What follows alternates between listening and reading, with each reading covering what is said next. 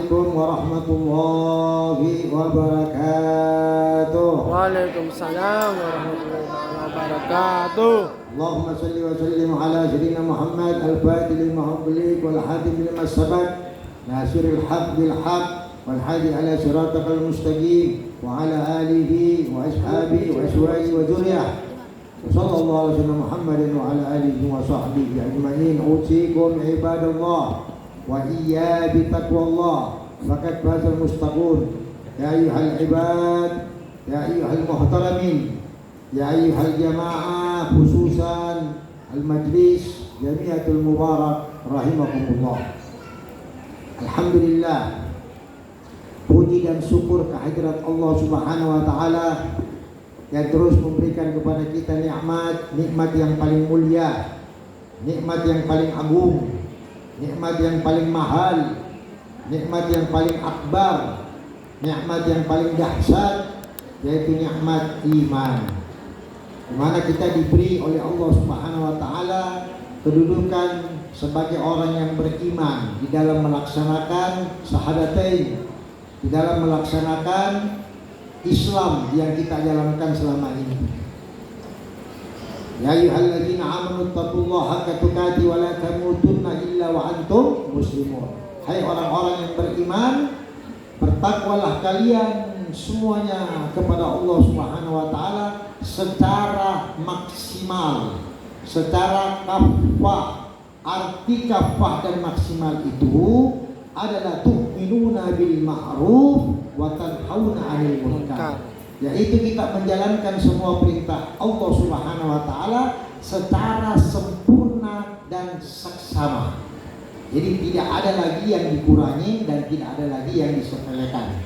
Jadi kita betul-betul menjadi hamba yang taat, hamba yang patuh, dan hamba yang takut. Artinya apa? Kalau kita tidak melaksanakan suatu perintah Allah, maka itu jatuh hukumnya sebagai dosa. Dan kalau kita berdosa, maka pasti ada sanksi. Sanksi itu adalah hisab dari Allah Subhanahu wa taala. Olehnya itu hadirin yang dimuliakan oleh Allah Subhanahu wa taala, kita di sini beriman kepada Allah itu dalam artian tauhid, yaitu kita menyatukan sikap, pikiran dan jiwa kita bahwa Allah itu satu.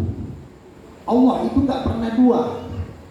Jadi aktivitas perbuatan kita, entah kita melakukan pekerjaan atau entah kita melakukan suatu perbuatan dalam bentuk pembicaraan, itu jangan kita melakukan sesuatu yang membuat Allah itu bisa jadi dua. Misalnya kita berbicara sama orang, pasti saya harus datang.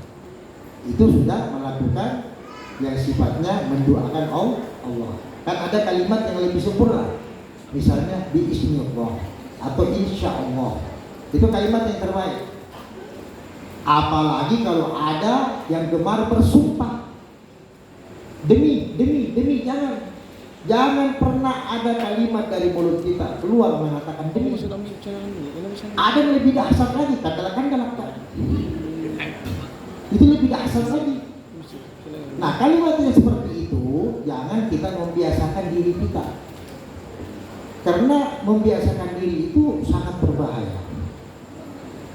Ala bisa karena biasa jadi kebiasaan. Kalau dari kecil kita membiasakan diri kita ngomong kotor, pasti nanti di waktu kita remaja, dewasa, tua, itu tidak akan terlupakan. Begitu juga kalimat-kalimat yang seperti tadi saya sampaikan, itu dapat mendoakan Allah. Begitu juga dalam urusan kita bersosialisasi, bermasyarakat. Begitu juga kita dalam urusan berdagang, berusaha. Jangan pernah kita libatkan Allah. Jangan pernah kita libatkan Allah. Demi Allah, ini murah. Jangan. Demi Tuhan, ini barang dari Jakarta. Jangan kita pernah libatkan nama Allah di dalam hubungan hubbul dunia. Kita berhubungan kepada Allah sifatnya hubbul akhirat. Jadi seperti sholat, kita puasa, kita zikir. Tapi kalau dalam urusan yang lain jangan libatkan Allah. Itu dapat mendoakan Allah Subhanahu wa taala. Itu adalah fenomena tauhid. Jadi kalau kita berbicara tentang tauhid keesaan Allah Subhanahu wa taala, itu kita harus betul-betul menyatukan ya akidah kita secara sempurna. Kita ini Islam, Bu, digambarkan dalam Al-Qur'an, inna dina indallahil Islam. Agama yang Allah ridho itu adalah agama Islam. Ya. Semua juga orang mengakui Tuhan. Buddha mengakui Tuhan, Kristen mengakui Tuhan, Konghucu mengakui Tuhan, Hindu mengakui Tuhan. Tapi dia mengakui Tuhan dengan apa? Dengan ada apa istilahnya? Ada tunggangan. Seperti misalnya kita ambil contoh, ya, mengakui ada Tuhan tapi menjadikan Isa Al-Masih sebagai anak Tuhan. Itu ada tunggangan. Kalau kita katakanlah, hai Muhammad, dia, siapa itu dia? Ya Allah. Itu bahasa Arab begitu. Katakanlah. Itu fi'il amar, kalimat perintah. Hei fulan, katakanlah. Nah gitu. Jadi kalau sudah dikatakan, hei Yusuf, katakanlah. Itu perintah. Tidak bisa kau mengelak. Kalau kau mengelak berarti ada sanksinya. Katakanlah. Hei Muhammad, huwa ahad, dia satu. Satu itu jangan dikonotasikan dengan kalimat angka 1, 2, 3, nggak begitu. Kalau satu ada 2, 2, 3, 3, 4. Jadi bisa kita artikan Allah itu 1, bisa 2, bisa 3. Jadi kita katakan di sini ahad tunggal. Jadi tidak ada lagi yang bernama pencipta makhluk selain daripada Allah Subhanahu wa taala. Dan digambarkan di situ dia tidak beranak, tidak diperanakan dan seterusnya. Itulah tauhid. Nah, hadirin yang dimuliakan oleh Allah Subhanahu wa taala, fenomena yang terjadi di zaman sekarang ini memang sangat mencemaskan. Seakan-akan sekarang ini Islam dibenturkan. Seakan-akan sekarang Islam ini semakin hari semakin tidak punya wibawa dan tidak punya harisma. Jadi inti daripada semua ini, kita boleh melihat, kita boleh mendengar, tapi kita harus menggunakan akal. Karena beberapa pendapat ulama mengatakan Allah kan memberikan kita akal. Betul tidak, Bu? Allah berikan kita akal. Artinya kalau akal itu tidak digunakan, namanya apa? Dungu. Berapa kasar makanya domo. Tapi ini bahasa yang lebih gesit. Cordoba, poro-poron dom palak-palala. Malingasan juga. Domotomi, dom palatomi, balalatomi, rantasatomi, yang asing. Jadi kalau Allah berikan kita akal terus tidak dimanfaatkan, itu namanya dungu. Fenomena yang terjadi di sosial media, benturan antara ulama dengan para ulama, kiai dengan Andre Burunta, kiai dengan para habaib dan seterusnya. Ini adalah cetusan-cetusan dari orang-orang Cordoba yang sengaja membuat Islam semakin hancur. Nah, kalau kita umat Islam tidak menggunakan akal, ya kita dungu. Quran kan sudah bilang wa atasimu bihablillahi jami'a wa la tafarraqu. Marilah kita bersatu padu, jangan bercerai-berai. Bersatu padu di jalan Allah dan di jalan agama. Jangan kita tergiur dengan hal-hal yang tidak masuk di akal. Olehnya itu memang kita ini, Bu, sering-sering duduk ya bersalawat seperti ini. Karena dengan salawat itu hati kita bisa jadi dingin. Ibu hatinya dingin nggak kalau dengar salawat? Ya kan? Jadi kita ini seperti kayak orang masuk bengkel hati. Hati kita dibikin tenang dengan zikir. Hati kita dibikin lembut dengan zikir. Hati kita dibikin tenang. Jiwa kita dibikin nyaman, enak itu dengan salawat. Karena itu memang sentuhan-sentuhan kalbu yang langsung didasari dengan Quran wal hadis. Beda dengan lagu dangdut, itu tidak ada unsur ibadahnya, tidak ada unsur dakwahnya. Tapi kalau zikir, salawat, qasidah itu unsur dakwahnya besar, dan itu bisa menghasilkan kualitas ibadah. Hadirin yang dimuliakan oleh Allah Subhanahu wa taala. Ibu sekarang tidak rasakan tanggal 20 sudah selesai Syawal. Kita sudah masuk Zulqa'dah. Ya, Zulkaidah setelah Zulhijjah. Jadi sebulan lagi kita merayakan Idul Adha. Bagi yang sempat pergi haji, alhamdulillah. Berarti Allah Subhanahu wa taala menghajikan. Karena memang ini waktu proses untuk orang pergi haji. Nah, kalau ikut pemerintah itu ada yang namanya daftar tunggu. Daftar tunggunya itu bisa sampai 40 tahun dan 60 tahun. Mata ngasih mikir nampak-nampak. Apa? Mata ngasih mikir nampak. Apa ngeri hadiah. Itu kalau dapat kloternya ke situ. Kalau tidak dapat kloternya ke situ, ataya mikir. Dia punya umur 50 tahun, nampak jatah 40, salah 40 tahun. Berarti ini mau dikubur. Betul tidak? Itu kalau ikut aturan pemerintah. Tapi kalau mau plus, nanti ngasih untuk plus kan, boleh tuh kalau bilang yang juta. Bukan masalah plusnya, tapi 300 jutanya itu. Nah, orang kalau haji 300 juta itu namanya memaksakan. Memaksakan. Karena Umairah keterlaluan. Kalau bilang juta kami memang lebih. Mau jual rumah, mau jual sawah, itu namanya memaksakan. Ada juga orang yang angkuh, ada juga orang yang sombong. Mereka berhutang, mereka jual tanah, mereka jual rumah. Itu tidak diperbolehkan alias haram. Kalau kau pergi haji meninggalkan beban, apa beban? Utang. Apa lagi beban? Anakmu tidak makan. Apa lagi beban? Yang kau tinggalkan orang-orang cukupi kehidupannya dan seterusnya. Itu beban. Jadi jangan sekali-sekali sok teu atau sok mau pergi umroh, pergi haji baru uang pinjaman, uang kredit. Jangan, tidak boleh. Tabunglah 5.000 sehari, tabunglah 10.000 satu hari. Biarkan pula kau berangkat ke umroh agak lama. Yang penting halalun tayyibah. Kita kan mau ibadah sama Allah. Biar juga kita di sana itu jadi puas. Jangan juga kita jadikan umroh itu cuma sekedar rekreasi atau cuma sekedar karena orang mana doang pasiar. Pasiar ngana pasiar. Pergi jalan-jalan. Kita ke sana ibadah. Dan itu banyak dilakukan oleh orang-orang sekarang. Banyak dilakukan oleh orang-orang zaman sekarang. Ibu itu kalau umroh tidak lebih dari setengah hari. Ibu hotel pakai ihram, sudah sholat, sudah mandi ihram, sudah pakai ihram, sudah niat ihram, masuk ke Mekah Al-Haramain, sudah sholat sunnatul tahiyatul masjid, terus sholat 2 rakaat untuk ihram, terus tawaf, habis tawaf Syari pergi di Hijir Ismail, Magam Ibrahim. Habis itu selesai. Paginya mungkin pergi di Jabal Nur atau pergi Jabal Arafah dan sebagainya. Jadi beda.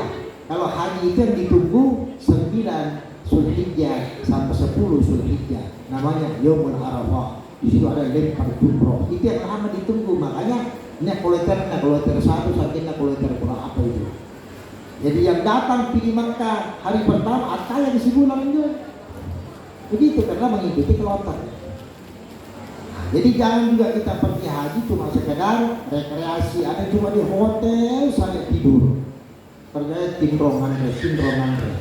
Ibadahnya tidak ada. Ada juga yang pergi balanya terus. Banyak balanjana. Nah, ini masing-masing semua orang punya gaya hidup di dalam berumroh. Olehnya itu hadirin yang dimuliakan oleh Allah Subhanahu wa taala, ya. Kita memang ini hampir ya, boleh dikata begitu cepatnya ini waktu. Begitu cepatnya waktu sampai-sampai kita diperhadapkan sekarang ini waktu seperti bukan lagi kayak sebulan, udah kayak sehari. Ibu rasakan cepat tidak waktu? Nah, kita belum hilang ini rasa halal bihalal. Saya juga baru sampai tadi malam, ya. Alhamdulillah hari ini kita buka majelis, makanya dengan pembukaan majelis seperti ini, ibu dikumpulkan di sini. Nanti akan kembali lagi ke masjid. Ini cuma sementara aja. Nah, jadi perkumpulan kita ini adalah perkumpulan silaturahim dengan kita juga membuka majelis. Nah, semoga insya Allah dalam tahun 2023 ini ya kita selalu hadir di majelis malam Jumat ya, menjadikan agar insya Allah hajat-hajat kita segera diijabah sama Allah. Karena pasti banyak yang punya hajat ya, diantaranya selain hajat-hajatnya ya mungkin ada orang yang mau buka usaha, ada yang mau nikah, ada yang mau macam-macam lah, ada yang mau rezekinya bagus, ada yang buka toko, ya macam-macam dia punya hajat. Insya Allah mudah-mudahan ya Zulhijjah ini kita kembali bertemu dalam program baru ya, seperti yang kita laksanakan di Al-Mubarak, yaitu program yang namanya kurban. Seperti tahun-tahun kemarin, mudah-mudahan insya Allah tahun ini kita bisa berkurban lebih banyak. Nah, hadirin yang dimuliakan oleh Allah Subhanahu wa taala, kembali kita singgung masalah akidah. Bahwa akidah sekarang ini sangat penting sekali. Jadi sekarang ini Indonesia ditempa dengan yang namanya krisis akhlak. Selain daripada krisis akhlak, kita juga krisis akidah. Selain daripada krisis akidah, kita juga krisis ilmu agama. Jadi 3 hal pokok ini yang menjadikan kita sekarang ini terbengkalai. Dan hati-hati, Indonesia ini adalah salah satu target utama orang-orang Zionis, target utama orang-orang radikal, orang-orang pluralisme untuk membuat kita ya istilahnya bagaikan seperti negeri-negeri yang sudah ada, seperti Palestina, hati-hati, seperti Mesir, seperti Irak. Jadi kalau kita umat Islam tidak bersatu, maka hati-hati. Ya, mungkin ibu sering buka sosial media, ya, ibu melihat perkembangan di sosial media, kacau tidak? Saya mau tanya, kacau nggak? Ibu pusing tidak? Ruwet tidak? Yang mana benar, yang mana salah nggak ketahuan. Ibu mau ambil dalil mana? Dalil apa yang ibu mau ambil? Ya, ini semua yang memberikan fenomena-fenomena kondisi keadaan ini, ya, yang berbicara semua di sosial media ini adalah semua nafsu, bukan lagi ilmu, bukan lagi ilmu, semua nafsu. Karena semua mengedepankan dirinya dan menyatakan dirinya semua benar. Nah, ibu pintar-pintar saja menanggapi, ibu buka pikiran sampai ada yang mengatakan bahwa Habib itu bukan ahlul bait. Wah, ini kacau, hati-hati. Ya kan? Kita bisa dosa loh. Habib itu cucu Rasulullah, mau dia nakal, mau dia bandel, mau dia peminum, mau dia perampok, dia cucunya lagi, itu darahnya suci. Tidak enak kalau saya katakan bahwa darahnya ahlul bait itu saking sucinya, air kencingnya itu tidak najis. Ibu buka surat Al-Ahzab ayat 33, inna ma yuridullahu an tuqridisa wa ahlul baiti wa ta'turukum tabihuna. Bahwa sesungguhnya Allah Subhanahu wa taala telah membersihkan semua kotoran-kotoran yang ada dalam tubuh di mana darahnya Rasulullah mengalir di situ. Lalu Allah membersihkan, mensucikan sesuci-suci mungkin, itu maksudnya. Cuma kita tidak mau singgung fikih, karena fikih ini kan sifatnya umum. Tapi kalau fikih khusus ahlul bait, olehnya itu jangan ada yang istilahnya terpengaruh, jangan sampai ada yang berubah pikiran, hati-hati. Ini pekerjaan Zionis, ini pekerjaan orang-orang. Ibu, ini saya sebutkan, Imam Ali itu meninggal di kita, lagi sholat, 2 kali kejadiannya. Pernah suatu ketika Imam Ali karamallahu wajhah, sepupunya Nabi kita Muhammad sallallahu alaihi wasallam, abahnya Imam Hasan, Imam Husain, ahli jannah, ahli surga, ya, suami daripada Habibah Fatimah Zahra al-Butul, ya, putri atau perempuan pertama mukminat yang menginjak kakinya surga. Jadi tidak ada perempuan yang pertama menginjak kakinya surga illa Habibah Khadijah dengan Habibah Fatimah. Jadi jangan pernah kita bayangkan yang enggak ya. Tidak akan ada demi Allah, demi Rasul. Tidak akan ada. Surga tidak akan dibuka kalau bukan karena telapak kakinya Habibah Khadijah dan Habibah Fatimah. Gitu. Intinya di situ. Jadi hati-hati. Nah, Abah Fatimah Zahra ini kan banyak cerita-ceritanya, kisah-kisahnya. Kalau saya mau cerita di sini tidak ada habisnya. Yang pertama buat itu keranda mayat sampai ditutupi supaya orang tidak melihat, itu Abah Fatimah. Karena Abah Fatimah itu tidak mau dilihat oleh laki-laki dan tidak melihat laki-laki. Makanya nanti di Sirat pada saat dia lewat, Allah Subhanahu wa taala keluarkan statement ultimat mengatakan, hai seluruh penduduk, siapapun pejamkan matamu karena putri Rasul Muhammad SAW Fatimah Zahra Al-Batul akan melewati Sirat. Jadi tidak ada mata yang bisa memandang putri Nabi kita Muhammad SAW. Jadi kita harus hati-hati. Kita harus hati-hati dengan kondisi keadaan sekarang. Ibu kalau terpengaruh nanti akhirnya dengan terpengaruhnya ibu ikutin, akhirnya ibu waras. Ya. Rasa cinta mahabbahnya kepada Rasulullah hilang, kepada Ahlul Bait hilang, akhirnya ibu ahli nar. Hati-hati. Ini zionis paling bahaya. Jadi kita dicekokin bukan dengan senjata, bukan dengan peluru, tapi dicekokin dengan informasi-informasi jahat. Dan ini berbahaya, benturan antara ulama dengan para habib. Semua juga karena kondisi menggunakan bukan lagi menggunakan akhlak, bukan lagi menggunakan iman, bukan lagi menggunakan ilmu, tapi semua menggunakan nafsu. Nah, nafsu ini paling bahaya. Oleh karena itu kuncinya kita harus bersatu. Kita harus bersatu, jangan kita mau diadu domba. Kita juga memohon kepada Allah, kita terus berzikir supaya Indonesia dijaga. Jangan seperti Palestina. Ya, ada 3 Ka'bah, Haramain Makkah, Al-Munawwar, Madinah, sama Istiqlal, ada nama Al-Aqsa. Tapi sekarang Al-Aqsa ini kan digempur terus sama Yahudi.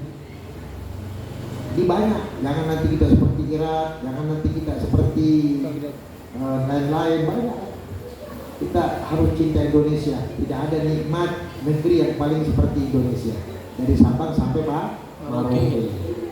Penduduknya berlainan, bahasanya berlainan, makanannya berlainan.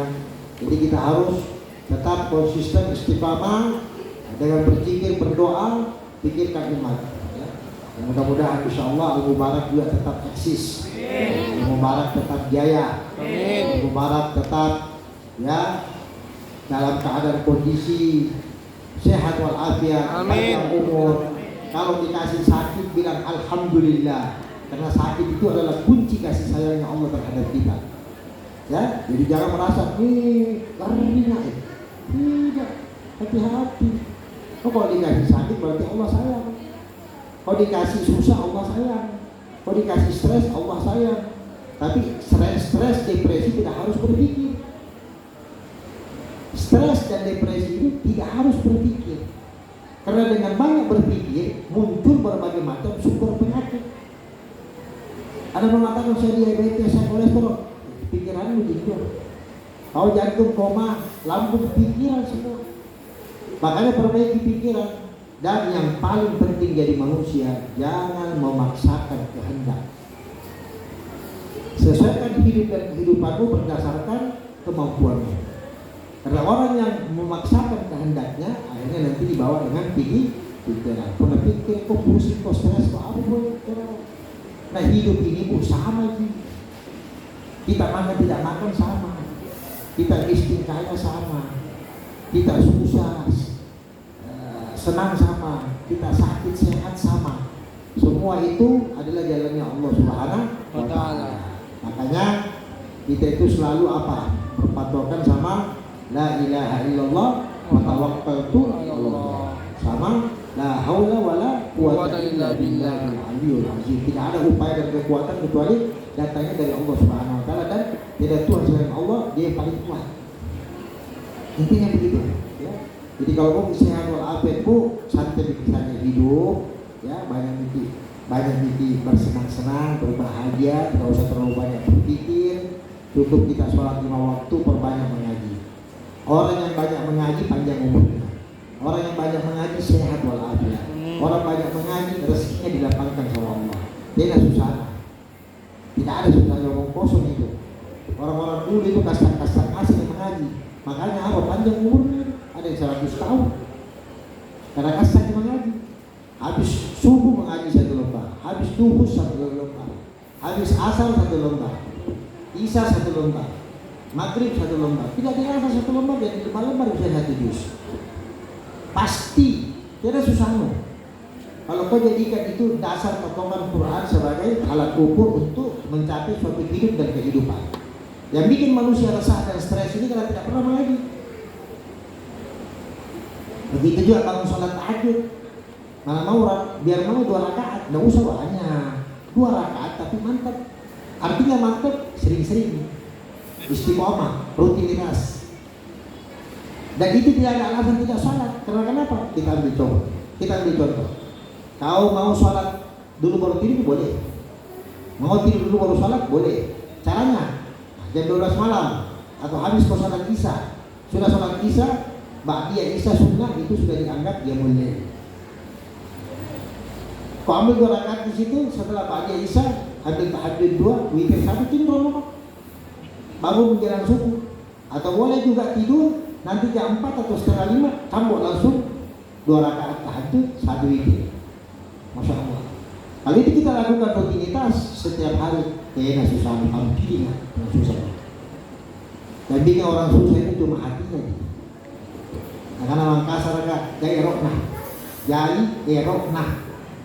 Itu yang bikin jai erokna, tapi kiri sesak dia punya nafas, jiwa pernah sesak nih jiwa, nafas, pikiran banyak, muncul nih kolesterol, muncul nih asam urat, muncul nih jantung, muncul nih lambung, muncul nih macam-macam muncul. Jadi bawa saja, enjoy. Mudah-mudahan insya Allah kita semua dipanjangkan umur, disehatkan walafiat, dan mudah-mudahan kita tetap eksis, istiqamah. Rabbana atina fid dunya hasanah wa fil akhirati hasanah wa qina azabannar. Wa sallallahu alaihi wasallam Muhammad wa ala alihi wa sahbihi wasallam. Subhana rabbika rabbil izzati amma yasifun wa salamun alal mursalin. Walhamdulillahi rabbil alamin. Wassalamu alaikum warahmatullahi wabarakatuh.